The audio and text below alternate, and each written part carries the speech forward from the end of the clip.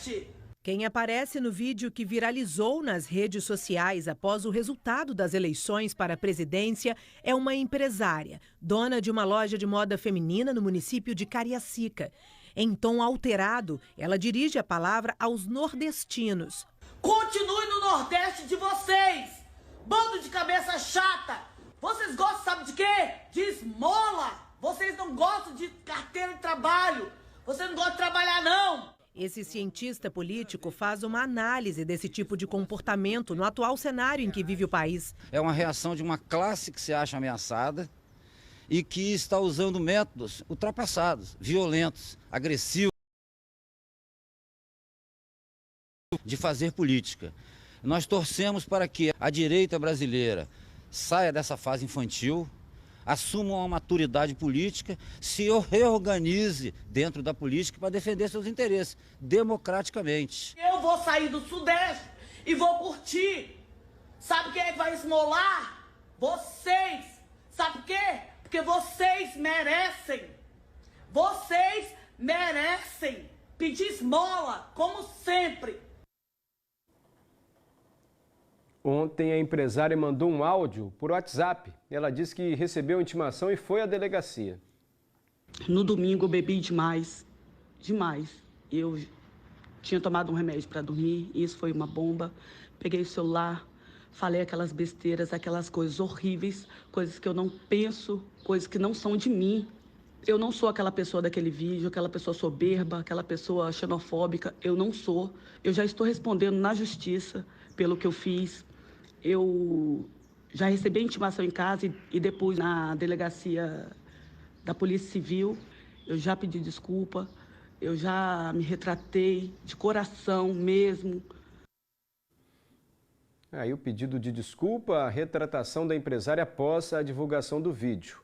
O Ministério Público do Estado informou que recebeu manifestações enviadas por cidadãos em relação ao caso e está analisando os fatos. O Ministério Público também aguarda a conclusão do inquérito policial para analisar e, se for o caso, adotar as providências cabíveis. E o Bom Dia continua nesse assunto. Isso, vamos ao vivo agora com a Poliana Alvarenga, que está com um advogado, agora às 6h42 da manhã. Poliana, temos o sinal dela?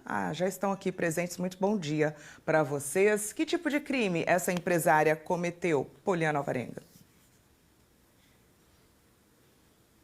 Olá, muito bom dia a todos. Quem responde a essa e outras questões que envolvem esse assunto é o Jordan Tomazelli, que também é professor da Universidade Federal do Espírito Santo.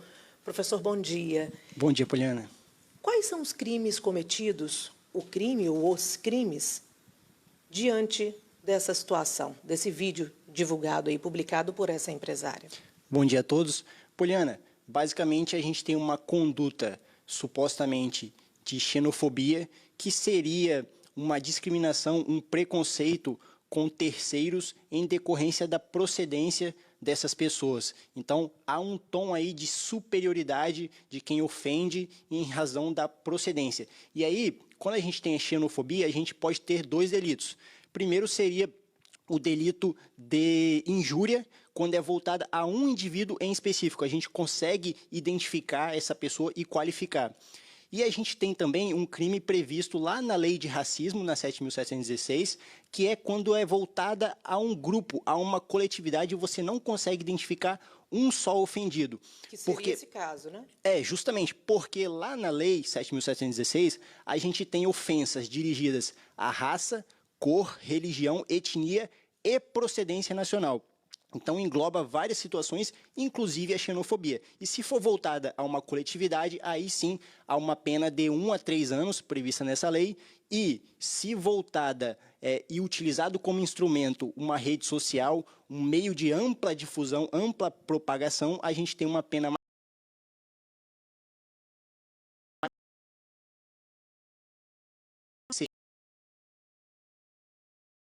E hoje em dia as pessoas estão fazendo muita confusão com a liberdade de expressão, achando que tudo que se diz pode ser considerado liberdade de expressão, quando na verdade não é bem assim. Justamente. Poliana, a liberdade de expressão prevista na Constituição Federal, ela vem restringida por direitos e garantias e limites previstos na própria Constituição Federal. Inclusive, o racismo na nossa Constituição de 88 prevê como um crime imprescritível, que pode ser julgado a qualquer tempo, bem como inafiançável.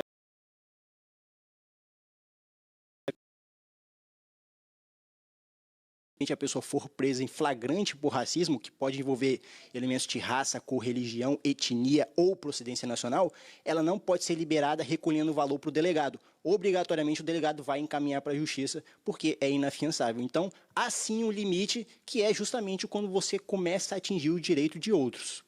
E que merece muita atenção hoje em dia, né? Pela maneira como as pessoas têm utilizado as redes sociais. Tempos para cá. Justamente, o legislador de uns tempos para cá começou a difusão, e a gente tem que ter consciência de que o Brasil tem dimensões continentais e justamente a influência econômica que uma região exerce sobre a outra é no Brasil inteiro. Então não existe essa questão de diferenciação por conta de procedência. Então,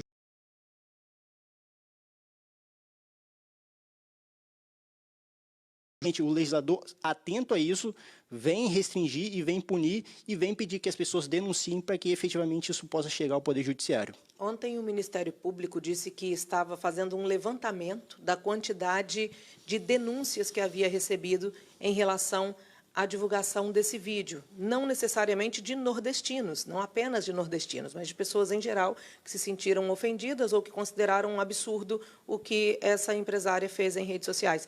Isso agrava a situação para a pessoa que comete esse tipo de delito? Poliana, quando é voltada a uma coletividade, independe do número de membros desse grupo, que seria o grupo ofendido, para que a pessoa seja processada por um crime de racismo, por um crime da Lei 7.716. Então, independente, no caso, em teoria, independente do número de pessoas que denunciarem, que registrarem ocorrência na delegacia, a pessoa responderia tão somente por um crime de racismo. É diferente da injúria, que é voltada a um indivíduo. Então, se a pessoa ofende e dá para individualizar várias pessoas, ela pode responder por vários crimes de injúria. Mas no crime de racismo em si, já há uma previsão de ofensa à coletividade. Então, independe da presença de milhares de pessoas compondo o grupo que foi ofendido. A pessoa responde por um crime de racismo. Nós também ouvimos aí a retratação dela, né?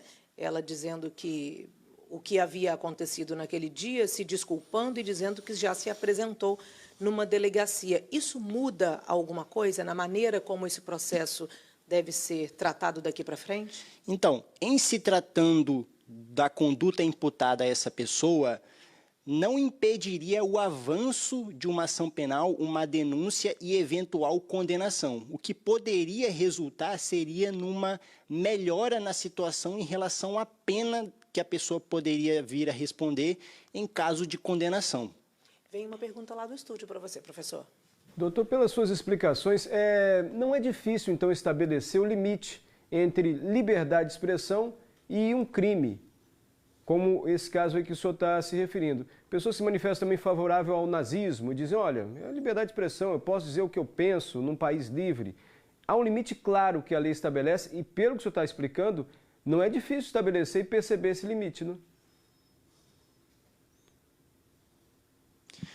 Não é difícil, basta a gente se colocar, imagino eu, no lugar do outro e identificar que a procedência é muito importante para aquele indivíduo, para a cultura, também para a economia, não só daquela região que eventualmente é ofendida, mas também para outras regiões que sofrem influência.